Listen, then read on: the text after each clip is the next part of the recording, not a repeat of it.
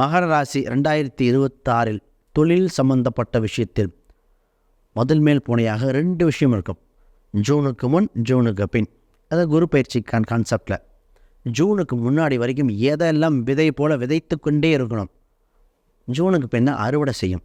ஜூனுக்கு பின்னாடி ஏன்னா 10ஆம் இடத்துக்கு குரு பார்வை இல்லை. நீங்கள் இருக்கிறத டெவலப் பண்ண, ஆல்ரெடி செஞ்சதை டெவலப் பண்ண, எக்ஸ்பிரிமெண்டல் எதெல்லாம் பண்ணணுமோ 10க்கு குரு பார்வை இருக்கும் காலகட்டத்தில் பண்ணிக்கலாம்.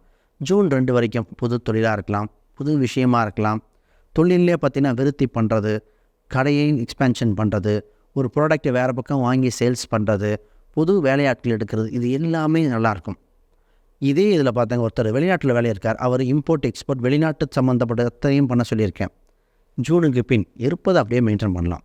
அப்போ இந்த ஒரு பாயிண்ட்டை சூட்சமத்தை புரிஞ்சுக்கிட்டிங்கன்னா அற்புதமாக இருக்கும். இந்த வருடம் தொடங்கும் காலகட்டத்திலே தொழிலை விருத்தி பண்ணுங்கள். சார் கடன் வாங்கி இன்வெஸ்ட் பண்ணணுமான்னு மட்டும் யோசிச்சுக்கோங்க.